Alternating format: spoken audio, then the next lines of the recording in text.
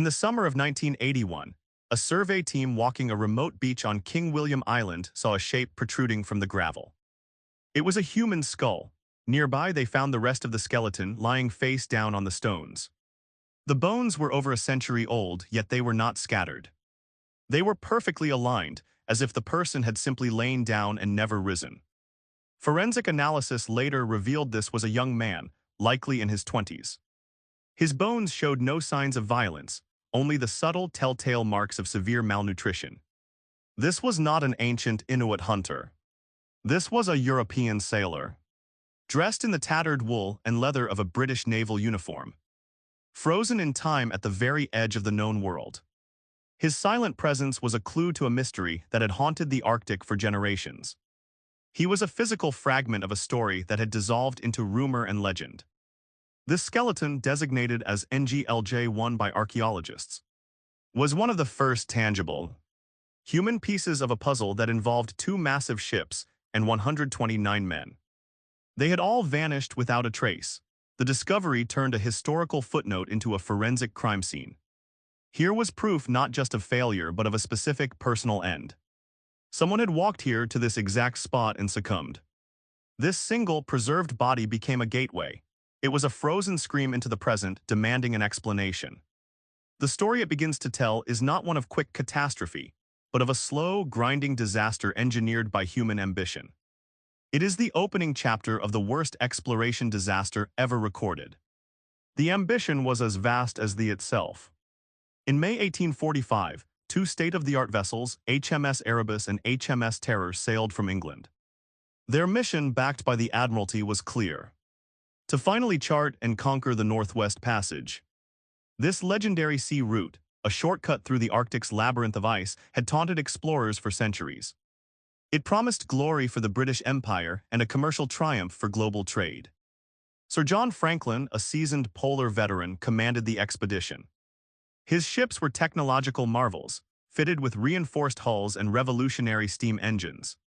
They carried provisions for 3 years, canned food, lemon juice to ward off scurvy, and a library of over 1,000 books.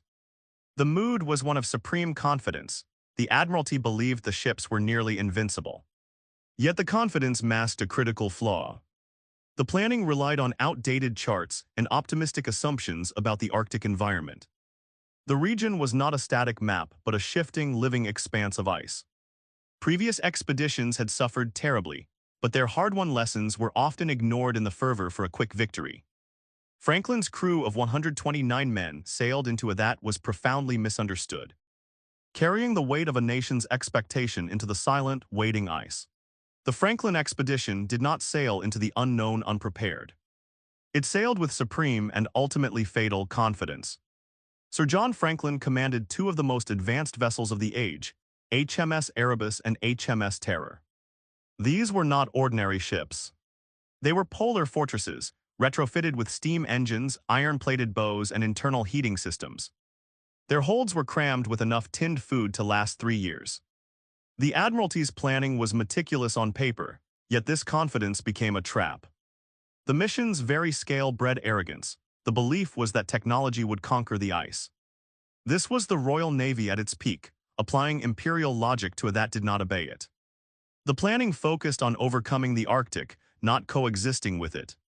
Charts were incomplete, but faith in the ships was absolute. Survival relied on a supply chain that assumed open water and safe harbors. There was no real contingency for the ships becoming permanent fixtures of the pack ice. The expedition carried a magnificent library, fine china, and a hand organ for entertainment. It was equipped for a long voyage, not a desperate fight for survival. The irony was profound. They had packed for it to British civilization, while forgetting the fundamentals of staying alive in a world of endless white. The plan was to endure a single winter, but the ice did not care for human plans. In September 1846, the pack ice tightened its grip around the HMS Erebus and HMS Terror. It was not a temporary squeeze, it was a permanent, deepening imprisonment. The two vessels, technological marvels of their age, were locked fast. They became part of the itself, groaning and grinding as the pressure mounted. This was a failure of prediction. The Admiralty's charts were filled with blank spaces, not warnings. The expedition's leader, Sir John Franklin, had chosen a route through a notoriously ice-choked labyrinth. His ships, reinforced for ice, were designed to withstand pressure, not to outlast it indefinitely. The steam engines meant for propulsion sat silent. The massive supplies of tinned food, the libraries, the fine china, all were now useless weight. The Arctic had turned their greatest strength, their immovable ships, into their greatest liability. Months stretched into a year, then another. The ice did not release them in the summer of 1847. It held firm.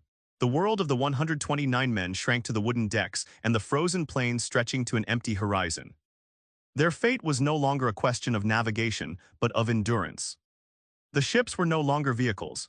They were a sinking wooden island in a silent white sea. The first critical failure was complete. There would be no sailing home. The ice did not release them. After 19 months imprisoned aboard the HMS Erebus and Terror, the order was given. On April 22, 1848, 105 surviving men abandoned the ships to the frozen grip of King William Island. They dragged lifeboats mounted on sledges across of jagged pressure ridges and soft, bottomless snow. Each boat weighed over a ton. Their goal was the Back River, nearly 200 miles to the south, and a presumed outpost of the Hudson's Bay Company. It was a route of pure desperation, chosen over the longer trek to a known whaling station. They hauled meager rations, tinned food now suspect, and what little they could salvage. Their world shrank to the next ridge, the next mile, the crushing weight of the sledges. The Arctic spring offered no mercy, temperatures still plunged far below zero. The terrain was a brutal mosaic of ice and rock. Progress was measured in yards per hour. Men weakened by scurvy and lead poisoning from the tinned food strained against the loads. The decision to haul the heavy boats, rather than travel light for speed, became a death sentence. Every step south was a subtraction of energy, of hope, of time. They were leaving the relative safety of their ships for a void. They had left the ships with a staggering burden. Each man carried over 200 pounds of supplies on a makeshift sledge. The goal was to trek south, hundreds of miles, to the nearest fur trading outpost on the Back River. But there was not a blank map. It was a gauntlet of pressure ridges, rotten ice, and stone beaches. The sledges broke, the men weakened, progress slowed to a mile a day, then less. The first death came quickly, then another. The standard naval burial at sea was impossible here. The bodies were left in tents or shallow snow graves, but the food was gone. The tinned provisions, now suspected of lead poisoning, had run out. Hunted game was scarce. The choice became unspeakably simple. Die with the dead or use them to live. Evidence later found by search parties told a stark tale. Human bones showed systematic cutting, not the random breakage of carnivore attacks. Skulls had been opened to access the brain. Long bones were split to extract the marrow. This was not a sudden frenzy, but a calculated, prolonged act of survival. The Inuit who found these sites had a name for the place where the white men perished. Chilukajak, the bones bleached white. The final camp was a horror of silence. Nothing moved but the wind over a scatter of personal effects. A silver spoon, a fragment of uniform, a pocket watch stopped forever. The last survivors, too weak to go on, had simply lain down. The Arctic had won not with a dramatic cataclysm, but with the slow, inexorable arithmetic of calories consumed versus miles to go. The grand exploration had ended on a desolate shore, reduced to its most primal equation. The silence was absolute. The search parties, arriving years after the ships were abandoned, found of ghosts. They discovered the first traces on a desolate beach, a lifeboat mounted on a heavy sledge filled with an absurd cargo. Silk handkerchiefs, polished silver plate, and a copy of The Vicar of Wakefield. It was a monument to a vanished mindset, a desperate haul from a world that no longer existed. Further inland, beneath cairns of stone, they uncovered skeletons. Forensic analysis by modern historians like Owen Beatty would later reveal the telltale signs.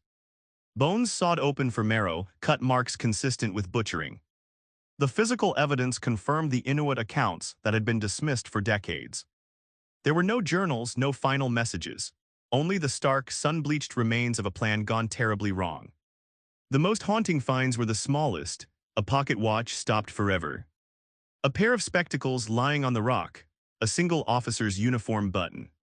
These objects held no grand explanation. They simply marked the spot where a person with a name and a history had ceased to be. The ice had taken the men, but it had preserved these chilling echoes of their final days, a fragmented, silent testimony to a journey that ended not with a bang, but with a slow, frozen whisper. The Franklin expedition's fate had cast a long, cold shadow. Yet half a century later, the lure of the pole remained. The ice simply had a new rival. In 1911, Antarctica was the final arena.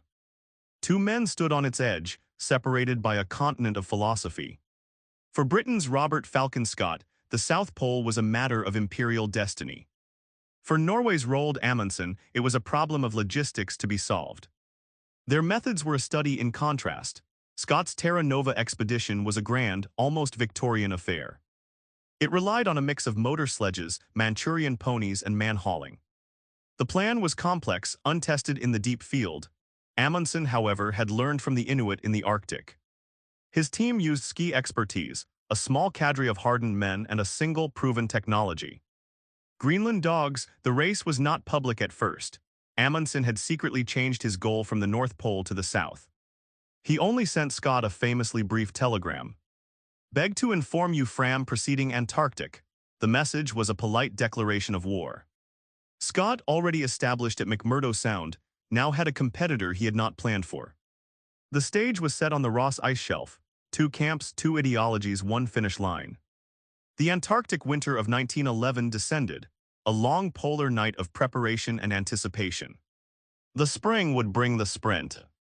But only one team understood that in the Antarctic. Efficiency is not just speed, it is the thin margin between life and death. The race had been run and the pole had been reached. But for Robert Falcon Scott and his 4 companions, the South Pole held only a hollow victory. There, planted in the ice by Roald Amundsen's team a month earlier, was the Norwegian flag. The British team stood at the bottom of the world as the definitive second-place finishers.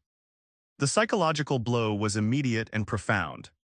The return journey, over 800 miles back to their base camp, now stretched before them not as a triumphant march, but as a grim, dispiriting slog.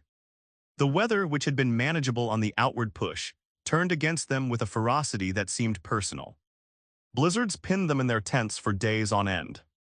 Their supplies, meticulously calculated yet unforgiving of any delay, began to dwindle. The men were physically exhausted even before they started back. Their bodies weakened by the brutal ascent of the Beardmore Glacier and the psychological weight of their defeat. Frostbite gnawed at their extremities. The polar gear, a mix of motor sledges, ponies, and man-hauling, had already proven inadequate. Now pulling their own sledges through soft, energy-sapping snow, their progress slowed to a desperate crawl. Every decision carried immense weight. Should they depot precious fuel here?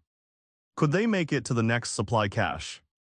The margin for error, once a theoretical calculation on a naval officer's chart, was now measured in miles of shifting ice and the fading strength in their legs.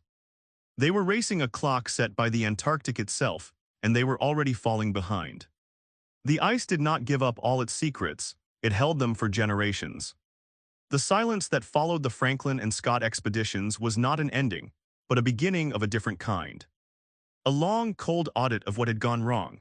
The frozen bodies and abandoned camps became the most compelling evidence. They were not merely graves, they were textbooks written in frostbite and starvation. These disasters forced a complete reimagining of polar strategy. The era of the gentleman explorer, reliant on sheer will and imperial confidence, was over. The new model was scientific, logistical, and profoundly respectful of the environment. Men like Roald Amundsen, who reached the South Pole just weeks before Scott, had studied Inuit survival techniques for years. He used dogs, not ponies. He laid meticulous supply depots. He treated the ice as a master to be learned from, not an enemy to be conquered. His success was a direct rebuttal to the earlier failures. The legacy of these disasters is etched not on maps of new territories, but on manuals of survival. They led to the development of specialized polar clothing, improved nutrition like pemmican, and rigorous training protocols. The Royal Navy's rulebook was rewritten. Future expeditions would carry radios, better medicine, and a humility bought at a terrible price. Exploration became less about planting a flag and more about returning alive to tell the tale. Today, the Arctic and Antarctic are monitored by satellites and supplied by aircraft. Yet the fundamental lessons remain. They are preserved in the very ice that took those men, a permanent warning against haste and hubris. The last known fact is this. Scott's final camp and the frozen bodies within it are still there, locked in the Antarctic ice sheet, slowly moving seaward. They are still on their journey,